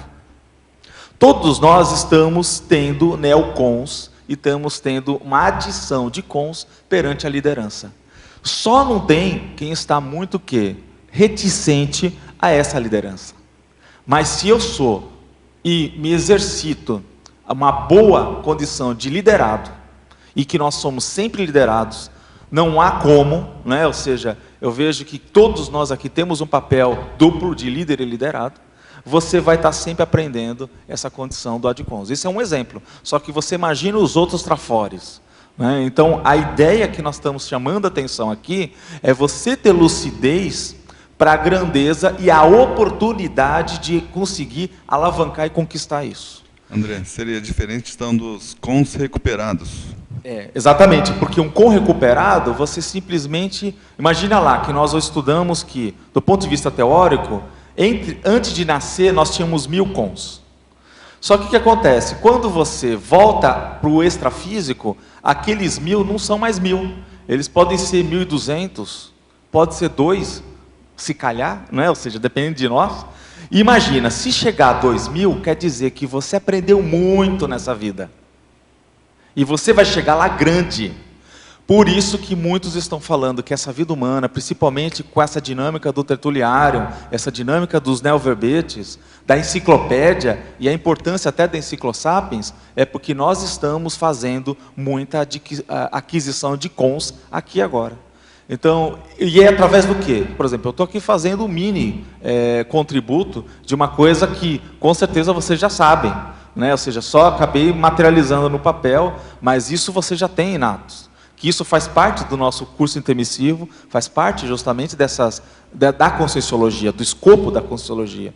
Então, basicamente, o que nós estamos fazendo aqui é a pré-intermissiologia mesmo. Quer dizer, já fazendo um avanço do que nós poderíamos fazer fora do corpo. Agora, André, dentro disso que você falou, né, a questão dos neocons, né, das novidades multidimensionais, por exemplo, a gente sabe que, às vezes, aqui na mini tertúlia, são trazidos assuntos que a gente não aprendeu, não teve acesso, nem no curso intermissivo. É verdade. Então, é muito interessante a gente pensar que faz parte da nossa tarefa aqui, da nossa programação, lidar com essas novidades. E a gente, de certo modo, está conseguindo fazer isso, né? Você, há pouco tempo, explicou a questão da transafetividade, né, que é um tema assim, super novo, ultra de ponta, e já fazendo conexões com o tema que você pesquisou aqui para o verbete, já dando exemplos colocados, no caso, pelo professor Valdo, mas, enfim, essa concatenação de neoideias, de neocons, de adcons, enfim, isso tudo vai gerando uma fermentação, né, ideativa, que aí a gente precisa estar atento para não desperdiçar, né? Exatamente. Então, a questão é a gente não achar que nada, que a gente já sabe ou que não vai ter nada de novo, esse assunto. Não é bem assim. Não é bem a hora assim. que você coloca a vivência de alguém e as superações de alguém abordando determinado assunto, aquilo ganha uma amplitude que supera, né, transcende aquela informação inicial. Exatamente. Você quer falar, Bruna? André, o professor Valdo tem trago aí na mini tertúlia aquele conceito da consciência errada, né? Consciência errada, que ela pode ser muito velha, mas não aprendeu tudo que uma consciência mais jovem pode ter aprendido. Essa consciência errada, ela teve milhares de vidas instigando ela aí nos trafores. Qual que é? Você tem uma hipótese de por que ela não fez a síntese disso? Ou por que ela não adquiriu maturidade nesses milênios de vidas, enquanto outra consciência mais jovem? Uma coisa que a gente pode colocar como hipótese, que eu sempre coloquei, por exemplo, o meu nível de eficiência nos ambientes que eu estive e a qualificação das pessoas envolvidas. E eu comecei a estudar e refletir o que acontecia com o tempo com aquelas pessoas. Então, olha só, eu cheguei a fazer mestrado, estudei bastante, tive bastantes aportes, mas o que acontece? Em determinada altura, eu comecei a questionar pessoas que eu via que eram super inteligentes, super dotadas e tinham uma mega competência lá na minha infância, e eu vi que eles pararam no secundário, por exemplo. E eu ficava assim, poxa, aquele cara dava de 10-0 em mim. O nível de psiquismo, o nível de autotaquirritmia, ritmologia com relação ao aprendizado era alto. E eu falava assim, gente, que oportunidade desperdiçada. A pessoa entrava, começava a cantar música, compor, desviava um processo todo, e você via que ela perdeu a oportunidade. Então, basicamente, os nossos caprichos, o lado emocional nosso, é o primeiro ponto aí que você tem que colocar em consideração. Quer dizer, valorizar as suas emoções. Agora, valorizar as emoções, o que eu observo? Você tem que olhar para elas como gente grande. O que é gente grande? Gente grande não é jogar a sujeira por debaixo do tapete. Porque eu posso fazer isso, eu posso ver que, exemplo, hoje nós estávamos discutindo sobre a questão da indignação. Eu sou uma pessoa que me indigno com muitas coisas. Só que hoje a gente estava discutindo, né, pela manhã, que isso é uma coisa ainda de bicho, né? Mas eu falo, olha, para eu chegar na condição do perdão antecipado, eu tenho que trabalhar esse bicho. Eu não posso fugir e guardar ele na gaveta. Eu não tenho como esconder esse psicossoma. Esse psicossoma, na hora que eu vou dar o troco lá para o Manuel da esquina, eu vou estar usando esse psicossoma. Então, o que acontece? Eu tenho que chegar e estudar, muitas vezes, quadro por quadro. Quando que eu me indignei? O que eu fiz? Por que eu pensei mal? Por que depois eu tive que exteriorizar energia pensando bem? Isso acontece comigo muitas vezes. Então, tipo, eu dou aquela pisada, né, no tomate, aí depois eu tento limpar. Falo assim, não, olha, desculpa o mau jeito, eu pisei no tomate. Agora, o que acontece? Eu quero chegar uma hora, assim como vocês também, de tipo, que eu nem vou pisar no tomate. Mas isso o que é? Eu tenho que encarar o bicho, né? Assim, olho no olho. Não dá para eu chegar e esconder o psicossoma. Então, a primeira coisa que eu vi muito, e faz parte do aprendizado dessa vida, que eu sempre fui um cara assim, muito mental. Mas o que eu percebi pela vida? Que eu tenho que soltar o psicossoma. E eu fui soltando. Mas você tem que soltar para não ser que nem a psicologia de solte a criança dentro de si, que isso é uma bobagem, porque aí você vira o animal, né? E aí ninguém te segura, ou melhor, te segura no sanatório, não é isso? Então você não quer parar ali como animal, mas também não quer ser o robô. Então isso te coloca você tem que abrir emocionalmente, você tem que se permitir sentir e perguntar sobre as suas emoções. Eu acho que o que nós estamos fazendo, talvez, eu coloco eu quanto pessoa, quanto instigar. Por isso que eu coloquei na minha exemplologia o instigar do próprio psicossoma. E eu busquei de colocar os corpos, por quê? Porque eu vejo que uma das coisas que eu mesmo estou fazendo muito nessa vida é instigar o psicossoma, é trabalhar com isso, é de me colocar um limite. Um exemplo que eu te coloco, olha só, em termos de vivência de voluntariado. Eu tive uma vez uma situação que a gente foi panfletar no Parque Ibirapuera. E estava lá um monte de gente, domingo, uma galera enorme, e aí teve um colega meu, que ele era super comunicativo, e eu estava junto dele, ele viu um trio elétrico e falou assim, olha, André, vamos subir naquele trio elétrico? Eu falei assim, amigo, vai lá você, né? Então, tipo, ele chegou, foi lá, subiu no trio elétrico e falou, gente, nós estamos aqui divulgando o trabalho da Conscienciologia, nós vamos ter uma atividade que é bioenergia da natureza, né, sem muros, e aí vamos trabalhar tal. Vá lá com aquele cara lá, que era eu, né? Levanta a mão. Aí eu levantei a mão e tal. E o que acontece? Eu estava vendo, como que é importante nós nos colocarmos nessa condição de estresse evolutivo, que, entre aspas, ridículo muitas vezes, e falar, não, mas eu vou lá, eu vou subir ali em cima, como que é? Eu vou dominar o psicossoma, eu não vou tremer. Então o que acontece? Essas pessoas que não cresceram, elas não aproveitaram essa oportunidade que a vida lhe deu, muitas vezes fugiram dela, ficaram muito grandiosos nisso e presos no seu ego. E o que a gente está fazendo aqui é justamente o esforço contrário.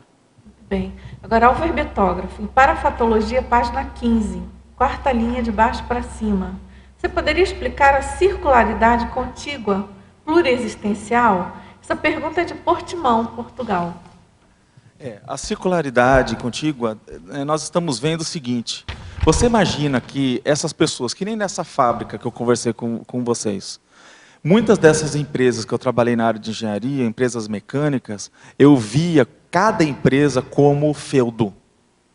É interessante que eu fui em empresas de metalomecânica, em que eu fui na porta para entregar o currículo, eu comecei a sentir o holopensene fechado da empresa, que você escutava, aquela empresa é máximo, é maravilhosa, as pessoas lá são bambambãs. XPTO, né, em Portugal. Aí o que acontece? Na hora de entregar o currículo, eu fui dando para o guarda, eu quase fui puxando o currículo de volta. Eu tinha que ver. Sentir energia e puxar. Eu falei assim, não, eu não quero voltar a ter em contato com esse povo, não. Eu falei assim, amparadores, olha, perca esse currículo. Se o cara ligar, eu não estou. Né? Então, quer dizer, isso mostra que existe essa repetição e muitas vezes você fala, vale a pena ou não vale a pena?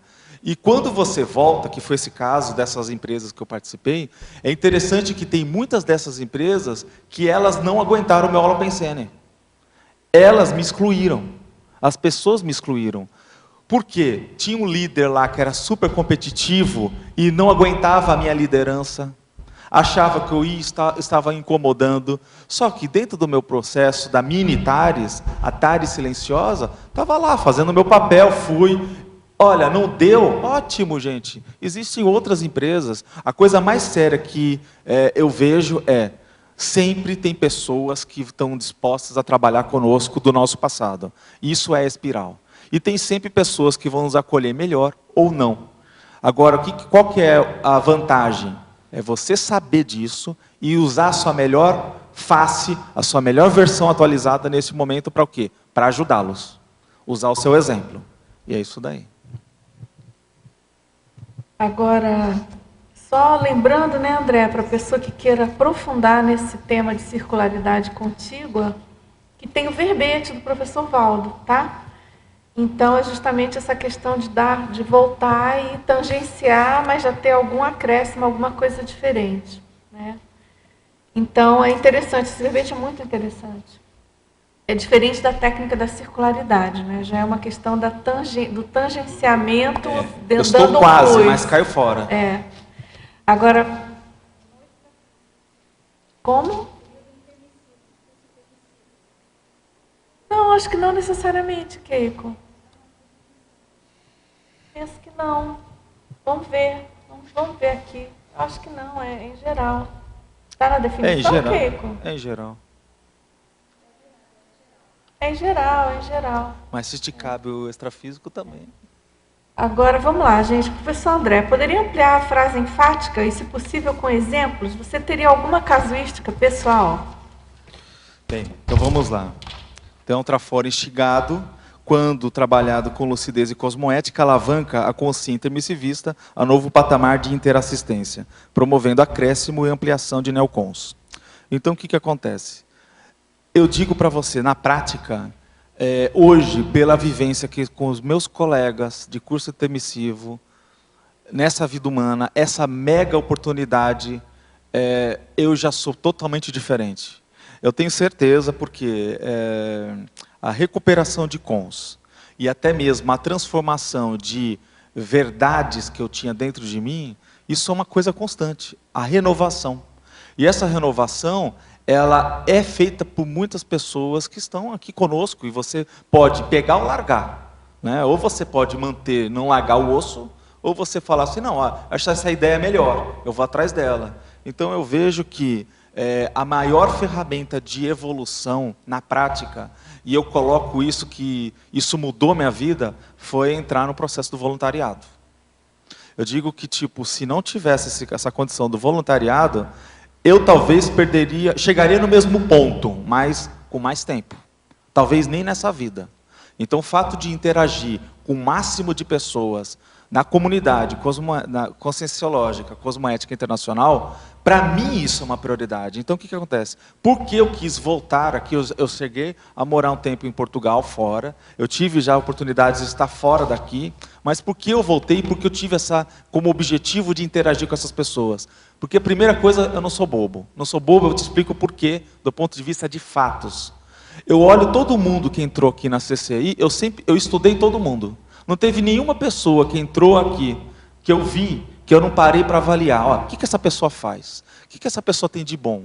Vamos ver, o que ela pensa quanto à liderança? Todas essas pessoas eu estudei. E a comunicação dela? Como que a postura gestual? Eu questiono sempre todo mundo e todas as pessoas.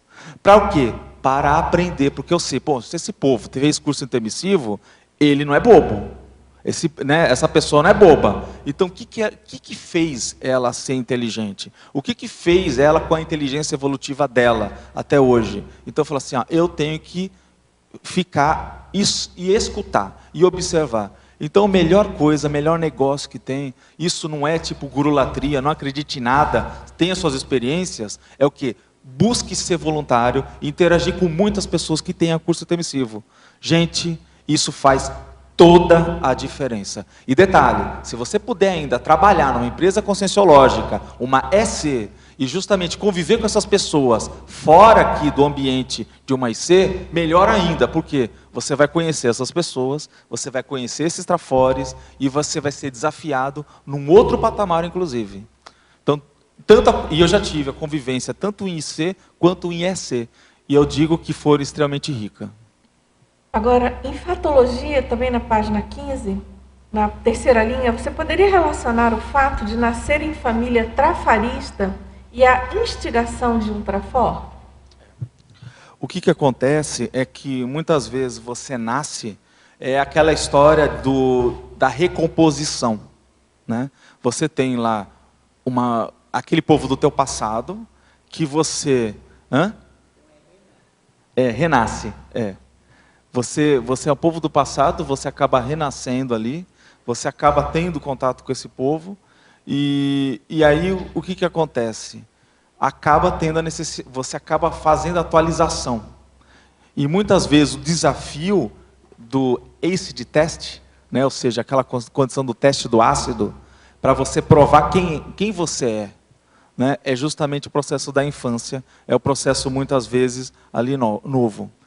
Tiveram diversas situações na infância que eu interagi com colegas do passado, gente barra pesada, o ambiente hostil, e eu tive que superar aquilo.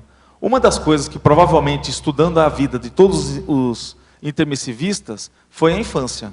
A infância para nós é uma pérola, porque eu lembro basicamente ali no jardim da infância, porque eu não tive em creche, eu fui direto para o jardim. E o que acontece? No jardim da infância, é quando você sentia o padrão das energias das outras crianças. E você sentia também um assédio. E aí você falava assim, mas por que todas as pessoas não são legais? Por que, né? Então aí você tinha que se posicionar, você tinha que mostrar traços da sua intraconsciencialidade. Agora, em Principiologia, na página 15, primeira linha. Sim. Você poderia abordar o princípio de se cair 7 vezes e levantar 8? Quando eu fui começar a estudar sobre os ditos populares que tinha a ver com esse assunto, aí me veio esse. Eu falei assim, perfeito. Né? Ou seja, não tenha medo de cair. Né? Existe aquela condição célebre do Thomas Edison, que ele fez mais de 1000 experimentos da lâmpada para chegar na lâmpada. Então, o que acontece? Ele levantou mais de 1000 vezes perante a lâmpada. Não, essa manhã eu vou resolver. Então, o que acontece? É um exemplo de que você não deve usar o fracasso como bloqueador. Uma das coisas que é comentado muito na própria Conscienciologia é aquela vontade javalídica, né? Usando a história do javali que vai contra o processo da barreira e com o objetivo de superação daquela barreira, aquela dificuldade. Então, isso é uma das coisas positivas. Eu não estou aqui dizendo, gente, olhando esse trafor, olhando essa condição, que eu acerto todas. Pelo contrário, eu estou aqui junto de vocês, acerto e erro, mas o que acontece? Esse daqui é como se fosse um dever de casa, é de você buscar fazer isso. Né? É a cartilha, é o beabá. Ok. Agora, na Estrangeirismologia, página 14, última linha, você poderia explicitar o último item, o morder a língua, evitando o ditado Old Habits Die Hard, em relação ao tema do verbete? Sim. Então, o que acontece? É que é difícil a pessoa ela mudar os hábitos. Né? É essa que é a tradução ao pé da letra, né? Tipo, a expressão idiomática. Então, você tem o quê? A boca torta que você tem que mudar. Então, quer dizer, mudar os hábitos não é uma coisa fácil. E muitas vezes o nosso temperamento também, que os hábitos eles são alimentados pelo nosso temperamento, a nossa forma de ser. Muitas vezes os próprios amparadores, o próprio grupo karma nosso, ele, quando positivo, ele instiga justamente você superar esse tipo de coisa. Porque, vamos pensar, eu estou no grupo, eu tenho que adequar aos padrões do grupo. Se esse grupo é evoluído, isso vai ter que mexer no meu temperamento. Então é inevitável. Por isso que aquela história, a coisa mais interessante que se tem é você dar manutenção às suas amizades. Vocês lembram da questão da autotransafetividade? Uma das coisas que o Valdo comentou, e isso entra, eu estou fazendo paralelo à autotransafetividade, que é uma coisa muito interessante nesse ponto. Ele comentou, você quer um exemplo de pessoas que não têm autotransafetividade? Pessoas que têm divórcio. Por quê? Porque houve um contrato e esse contrato foi rompido. E aí ele fala, é lógico que tem situações que você tem que ter divórcio? Tem. Mas por que é o teu caso? Então, o que acontece? A autotransafetividade é o processo de você ter um nível de convivialidade tão assim assertiva, assistencial, que você não divorcia. A partir do momento que você entrou naquele barco, não, tem um projeto aqui, eu não saio desse projeto. E isso eu falo, e o voluntariado? E a docência conscienciológica? Eu entrei nesse barco, eu não saio. Então, isso é uma coisa séria. Por quê? Porque, vamos dizer, quantas vezes a pessoa, o voluntário, já teve aquele dia que, estou com desânimo, né? Tipo, não quero ir voluntariar, o que eu vou fazer lá? Não tem nada para fazer. Isso é assédio. Por quê? Se eu estou pensando em assistência, cara, e instigar, o assédio te instiga. Gente, você vai passar por cima do assédio. Não é? Tá difícil, mas aí que eu vou. Eu vou. Demorei meia hora para achar a chave. Não há problema. Eu vou ficar 15 minutos, mas eu vou. E aí você vai e encontra uma coisa importante para fazer. Aí você fala, gente, o que é contrafluxo? O contrafluxo nos instiga. Então nós temos que superar esse contrafluxo. Agora, em Fatologia, na página 14, terceira linha de baixo para cima, Você poderia discorrer sobre a construção da zooconvivialidade e, em seguida, a fitoconvivialidade aprendida? Eu comentei aqui que, tipo, agradeço até meu gato, né? O gato chama Milk, né? É um gato persa. Ele me instiga tanto, gente. Ele me instiga. Tem hora que eu falo, gente, o cheiro aqui. Fala assim, pô, você tinha que ser mais organizado. Você tem que organizar a sua areia, cara. Você tem que cobrir o seu trabalho ali e tal. Você não pode deixar de qualquer jeito, porque isso que complica o ambiente. Então eu converso com ele, mas ele às vezes não me escuta. Mas eu falo, ó, vai lá, cara, ó, eu tenho que dosar a areia certa para ele funcionar direito. Então o que acontece? O gato me instiga. Às vezes eu olho para ele e falo, adianta eu discutir com a consciência? A gente fala assim, olha, não pode. Não, olha, ó, eu já te ensinei ali e tal. Então quer dizer, o animal, ele acaba sendo o ponto crítico do ponto de vista da inter-relação com as outras consciências. Por quê? Tem consciência que ela é igual ao gato. Você fala um dia, no outro dia está lá igual, fazendo a mesma arte. Entende? Então, quer dizer, o gato te ensina. Né? Então, é uma coisa séria, rapaz. Eu vou te falar, o gato me ajuda muito. Por isso, aquela história, eu recomendo para quem não tem animais, que tenha algum animal, porque você vai ver que você não controla o bicho. Isso é uma das coisas mais sérias que tem na educação dono, né? Ou seja, homem-animal, a zooconvivialidade. Esse é o primeiro ponto. Né? Com relação aos vegetais, o que nós observamos é que a nossa relação energética, os vegetais, eles são muito sensíveis. E o que é interessante, você ter vegetal em casa, não no seu quarto, né? Ou seja, por causa de questões ambientais, não ter também aquela questão da samambaia, que tem aqueles folículos, né, que minha avó tinha um monte de samambaia em casa, você não faz ideia. Era linda, mas depois a gente descobriu que justamente era cancerígena, agora está tudo longe de um lugar arejado. Mas a samambaia é muito bonita, se a gente for ver, né, ela é muito bonita, está possivelmente grande, quando bem cuidada. Agora, não pode estar dentro do ambiente por causa dos folículos que ela libera, que são cancerígenos. Agora, o que acontece? Ela acaba sendo um termômetro da sua temperatura energética. O que acontece? Imagina só, você vai lá e deu aula. Os aluninhos passaram um monte de consciência, você ficou cheio de isca extrafísica, teu ambiente extrafísico está horrível. Aí o que acontece? Muitas vezes você tem que controlar aquilo direito, porque senão o ambiente teu fica ruim. Se você faz TENEPS, você é uma pessoa viva. Então olha só, por isso que é comentado, gente, eu faço TENEPS. Eu digo que se eu não fizesse TENEPS, eu acho que já seria consciência há tempos. Então, tipo, por quê? Porque é uma válvula de escape. Se você não tem aquela válvula de escape, gente, o que acontece? Vai na conta de outra pessoa. Fica tranquilo, né? Mas o que eu vi? Que essa fitoconvivialidade é um termômetro, porque se as tuas energias não estiver tão boa, você vai afetar a vida daqueles animais, aqueles protoconsciências, perdão, pré-animais. Protoconsciências. Agora, em parafatologia, você poderia exemplificar a prática dos resgates extrafísicos bem-sucedidos, derivada do acirramento das competências assistenciais? O que acontece é que nos 700 experimentos nós temos uma técnica que é do resgate extrafísico. E na IAC nós temos, lá, eu dava aula na IAC, hoje eu trabalho na Editares, né? Então, na IAC nós tivemos um curso, era um módulo, né, que é o chamado módulo 5, que cuida justamente sobre o processo de dinâmicas, dentro de uma das quais entra uma dinâmica que é a técnica do resgate extrafísico. A gente discute essa técnica e faz algumas dinâmicas energéticas relacionadas a isso. Por quê? Porque nós observamos que dentro do nosso próximo período intermissivo vai ser algo com arroz com feijão. Ou seja, nós vamos ter que fazer o acesso de consciências que nós deixamos atrás, que são nossos colegas, vínculos afetivos do passado e do presente, porque na verdade a consciência não se separa nunca, mas ela está em maus lençóis. Então, para nós podermos ajudar, nós vamos ter que fazer uma boa ação assistencial na baratrosfera. E o que acontece? Nós temos que começar a pensar nisso agora.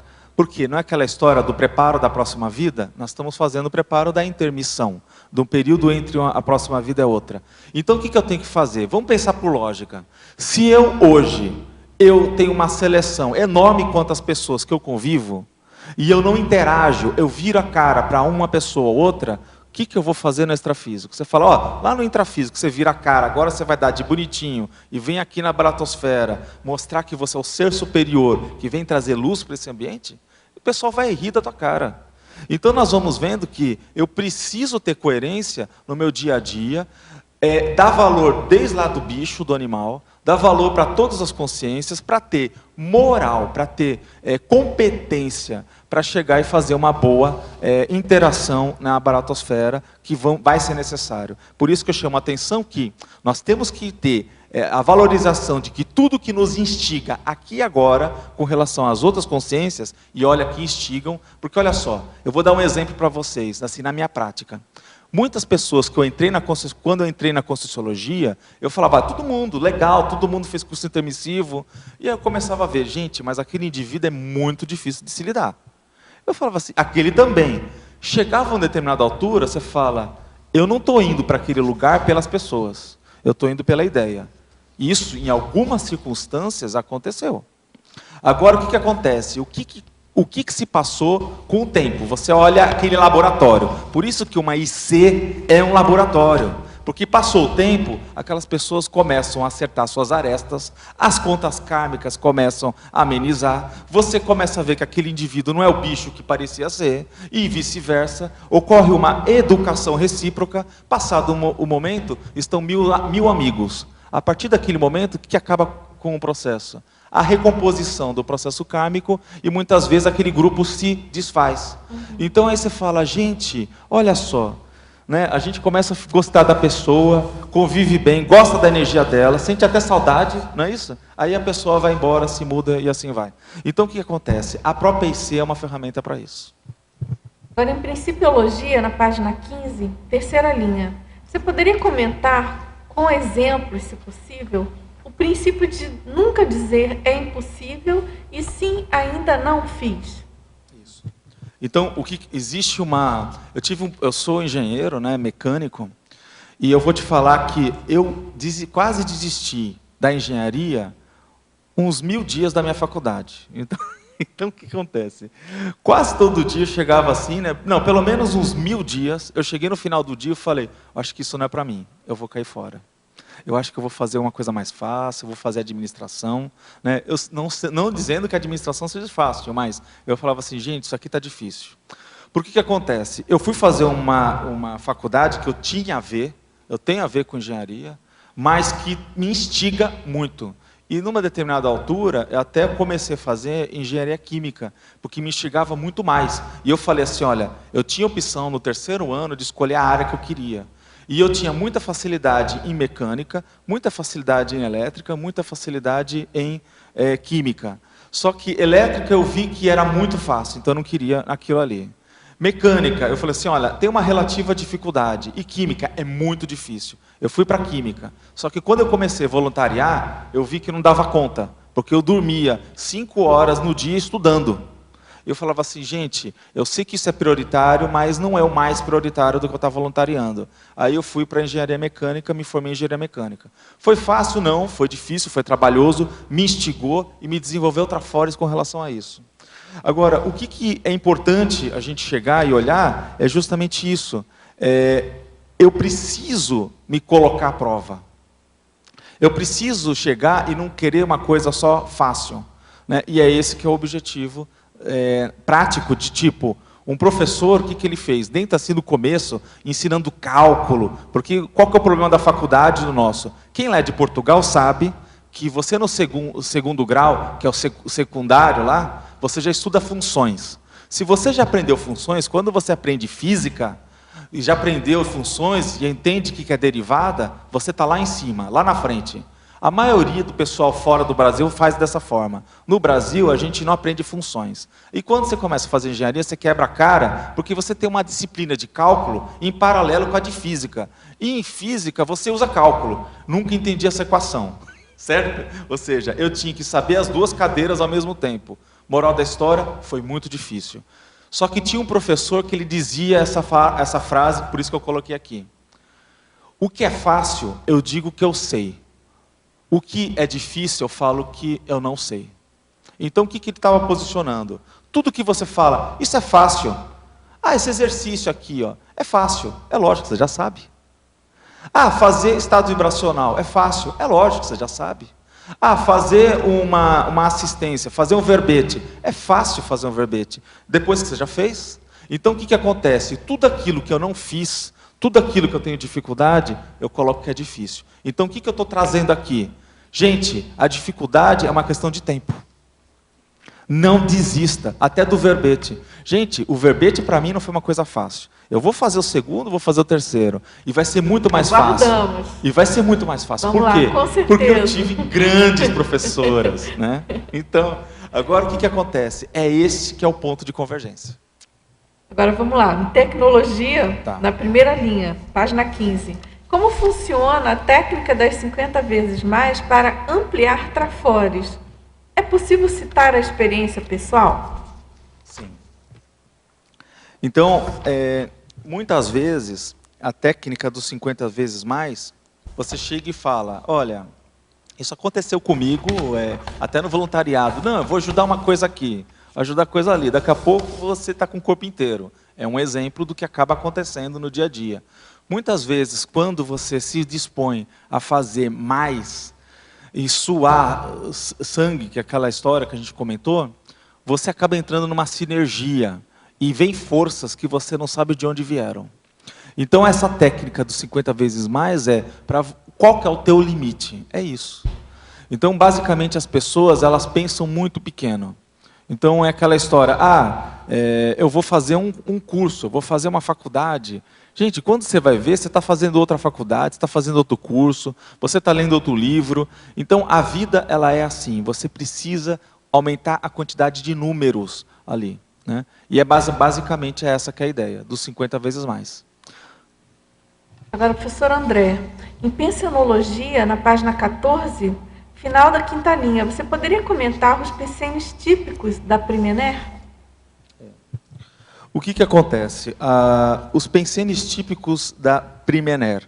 Primener é primavera energética. Nós chegamos a discutir muito sobre isso. Estou falando aqui falou em português agora. Tivemos a discutir muito. Perdão, está entrando esse chip, ele está forte. Mas o que se passa? Nós temos uma condição de que a Primener é a primavera energética. É uma condição onde você está muito bem com as suas energias. Então você está até agradecendo o pernilongo, não é assim? Então, tipo, olha, o pernilongo tem asas, tal, ele tem liberdade. Então você até agradece o pernilongo. Então, neste momento, você está muito bem de energia. Está com paz e amor para o cosmos. O que se passa é que nem sempre nós estamos assim. Por quê? Se você mexe com assistência, você vai colocar a mão na sujeira. Eu lembro que no começo ali do voluntariado, eu participei do grupo lá de inversores. E o que alguns professores chegavam para nós e falavam assim, olha, mas vocês estão muito limpinhos, né? Ou seja, energeticamente vocês estão muito limpinhos, você tem que se sujar mais. Né? Ou seja, tem que fazer mais coisas, tem que criar mais problema para você se limpar. Aí, isso vai te dar aquela condição de estabilidade. Porque tem muita gente que fala o seguinte, não, eu quero ficar limpo, e fica aqui, ó, né? Então, o que é? É uma primavera energética tola. Ele está em primavera energética, mas o que? De braços cruzados. O que a gente tem que fazer? Uma Primener de braços abertos, andando, com as mãos prontas para fazer algum trabalho, alguma assistência, preocupado com o colega, preocupado com os outros. Então, isso muda completamente essa condição da Primener. Agora, você poderia comentar, na parafatologia também, na última linha, a conquista da UFIEX? A conquista da UFIEX não é o meu caso, mas o que se passa? Até eu comento com a Alicia, que é minha esposa, que a cada dia que passa, querendo ou não, nós estamos preparando para essa condição. Essa condição ela vai se chegar quando? Quando nós tivermos uma capacidade terapêutica mais avançada. É lógico que isso entra tudo aquilo que nós já discutimos, quanto de perdologia eu já tenho, quanto de autotransafetividade eu tenho, quanto de autoabsolutismo. Isso é o memorando que está ali, que eu comentei, que estavam todas essas informações muito fortes, né? São pensenes muito avançados. né? E o que acontece? Se eu começar a trazer tudo aquilo, vai entrar a autoofiexologia. Faz parte de um dos itens desse memorando. Então, que vocês não veem, ele está aqui, está disposto, essas informações, eles todos estão, um dando apoio ao outro. Então, moral da história, para chegar lá, nós vamos ter que construir tudo isso. Agora, professor André, na fatologia, primeira linha, página 15, poderia contextualizar a melhora da capacidade de síntese? A melhor capacidade de síntese é o seguinte. Imagina o seguinte, você teve lá uma experiência com um colega. Você consegue tirar o proveito daquela experiência? Você consegue ver aquela oportunidade? O que acontece? Sabe o que se passa? Existe um cenário que é mais ou menos assim. Você já viu quando chega no shopping e tem aquela plaquinha falando cuidado, piso molhado? A pergunta que não quer calar é, se não tivesse aquela placa, você iria notar que o piso está molhado? Essa é a primeira pergunta. Por quê? Porque tem gente que não nota. Passa ali correndo e cai. Essa pessoa, ela não tem um nível de hiperacuidade suficiente para trabalhar isso como modo operante da segurança dela. Isso é um ponto. Agora, o que eu estou trazendo ali é você trazer esse modo de síntese, onde que você vai criar uma expertise para você aprender no seu dia a dia de hoje o que você aprendeu com o Trafor dos outros. Quando eu tiver isso, tipo, o outro não precisa entrar com aquele papel professoral, né? Olha, agora o outro é o professor, ele está com a palavra, vamos escutar o professor e aprender. Não. O jeito da pessoa se comportar na mesa, ela já está ensinando. O jeito de passar o cartão dela magnético ali para pagar a comida, já está ensinando. O jeito de olhar sobre uma coisa errada que o colega fez, já está ensinando. Então, quer dizer, a natureza ensina, mas as consciências ensinam que fazem parte dessa natureza. E é esse que é o poder de síntese que a gente está discutindo. Agora, na quarta linha, de baixo para cima, como se deu a evolução da interassistencialidade na sua experiência? Olha, se vocês forem vendo, é um processo de crescimento mútuo, né? Então, um exemplo que eu falo que a Conscienciologia, ela, do ponto de vista de ferramenta evolutiva, ela é muito grandiosa quando nós estamos em grupo.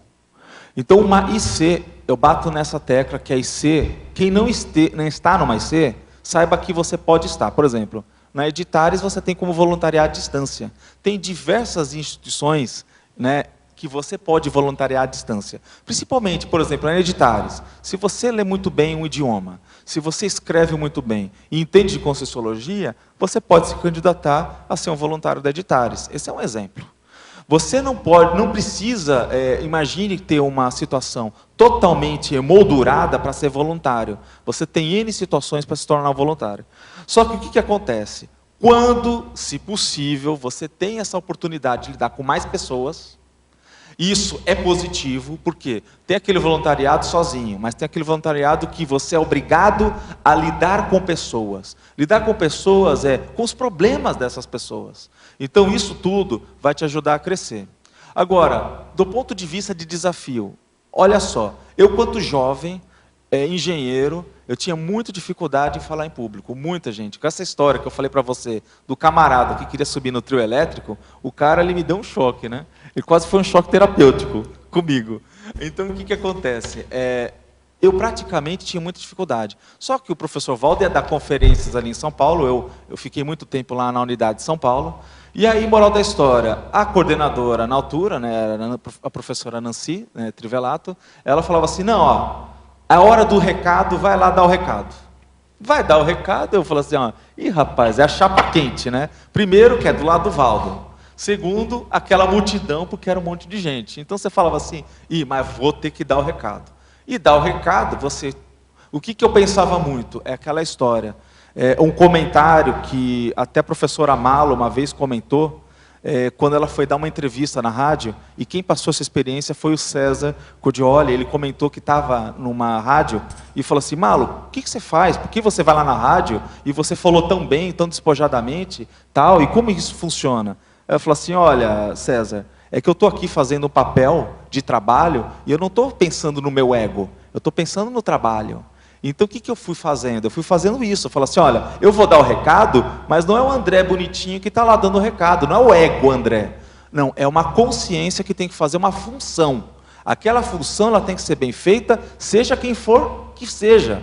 Então, esse papel de você chegar e você entrar nessa condição de falar, olha, aquele serviço tem que ser bem feito, aquilo tem que acontecer perfeitamente, e eu vou ter que entrar nesse papel e o resto fica tudo secundário, o meu ego é secundário, se meu cabelo está penteado, está despenteado, esquece, agora é o foco, é a tua palavra, a sua energia, acabou. Então você vê que essas oportunidades assistenciais que as ICs permitem, quanto o próprio colegiado desses intermissivistas, essa cooperação de Trafores, é uma coisa que é a mão na roda da evolução. Agora vamos lá, você poderia comentar o parafato da mudança de amparador na TENEPS? O que acontece é, pensa do ponto de vista até mesmo de você cuidando ali de uma criança, né? O preceptor. O preceptor tem uma hora que fala, olha, você agora precisa de um professor mais qualificado para te resolver esse problema, né? Então, o que se passa? Os amparadores, eles funcionam da mesma forma. Então, quando ocorre uma qualificação daquela pessoa, do ponto de vista de assistência, e ela está para passar para um patamar diferenciado, essa mudança de companhias, de equipex, equipe extrafísica, acaba por acontecer. Então, faz parte do nosso dia a dia, acontece na dimensão intrafísica, as equipins acontecem isso, acontece igual nas equipex. Agora, em teoriologia, ela pergunta como se define a teoria do Homo sapiens reurbanizatus? O Homo sapiens reurbanizatus, existe um tratado da Conscienciologia, do professor Valdo, que fala um pouquinho sobre isso, né? Ou seja, um pouquinho assim, ó. Mas o que acontece? Esse tratado, se você for ver, ele é muito sério. Eu sei que tem alguns países que esse tratado é difícil de chegar por causa de idioma, né? Ou seja, nós temos ainda essa dificuldade com o Homo sapiens, ele está só em português. Isso é uma pena, a gente espera que ele seja passado para outros idiomas em breve, principalmente o inglês seria muito importante, porque os nossos colegas, né, que estão fora do Brasil têm essa dificuldade. E o que acontece? Fala-se basicamente de uma consciência que está passando ou passou por um processo de reurbanização. O que é a teoria da reurbanização? Vou fazer uma síntese. A teoria da reurbanização mostra que todo o planeta, quando chega um momento de evolução, ele precisa ter uma reciclagem com aquelas pessoas, ou seja, vai mudar de patamar, então as pessoas que estão ali vivendo vão ter que o quê? Ou melhora ou piora. Se ela não melhora, ela vai para um planeta inferior, adequado. É como se eu tivesse uma escola, aquela escola não tivesse mais condições de atender alunos que têm aquela necessidade especial, ele é alocado àquele ambiente mais adequado. A reurbanização, então, está fazendo uma limpeza do ponto de vista das dimensões extrafísicas, na baratosfera, e muitas consciências que há muito tempo não nasciam, vêm a nascer agora. E o que isso causa? Cria esse clímax de superpopulação.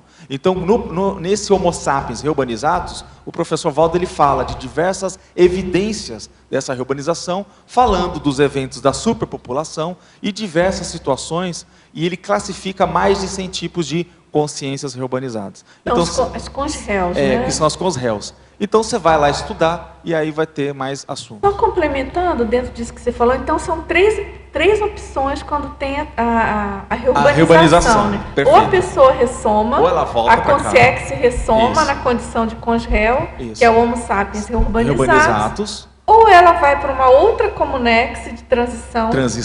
Para ser preparada, enfim, e num futuro ela ser reencaminhada. Exatamente. Ou ela vai pela transmigrada, transmigração. que é a questão dela ressomar num planeta em condição inferior ao da Terra. Exatamente. Certo? Perfeito. Agora, professor André, em numerologia, na página 16, segunda linha, quais são as diferenças entre a eficiência instigada e a eficácia instigada? O que diferencia uma consciência eficiente de outra eficaz? Isso é um conceito muito da qualidade. Eficiência tem a ver quanto a rendimento, né? Ou seja, o rendimento quanto de eficiente você é. Então, o seu trabalho, ele é bom? Quanto que você errou? Isso é eficiência. Quanto de energia você perdeu? Isso é eficiência. Então, nós vemos que, por exemplo, o teu trabalho, quanto que foi de eficiência dentro do que você comprometeu? O seu artigo atendeu às expectativas?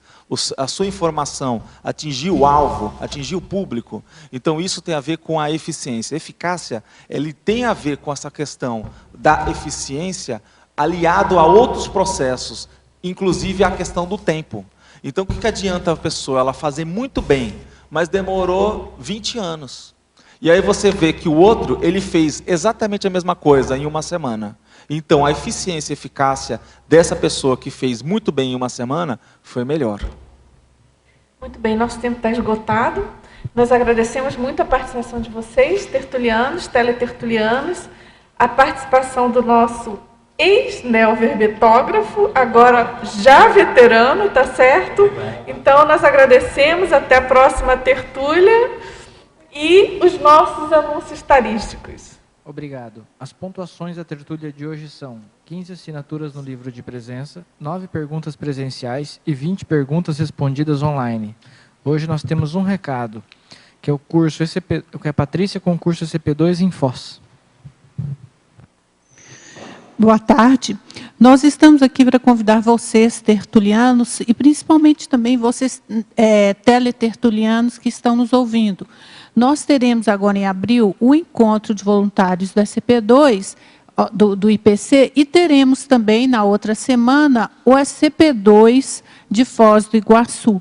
Então, você que está planejando a sua viagem, pense em prolongar mais um pouco, mais uma semana, e ficar aqui aproveitando as oportunidades da CCCI e ainda coroar com a realização desse SCP-2.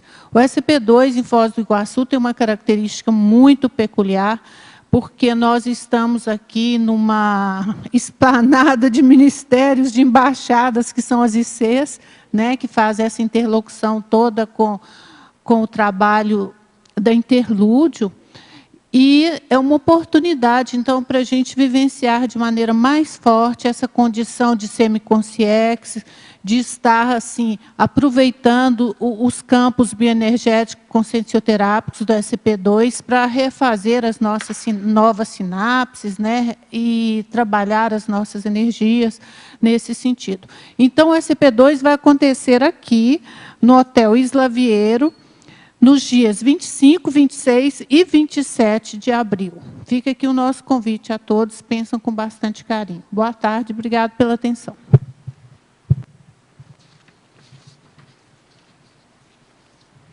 Para amanhã, teremos o verbete Autopesquisa Despertológica, especialidade Despertologia, com o verbetógrafo Pedro Fernandes. Obrigado e boa tarde a todos.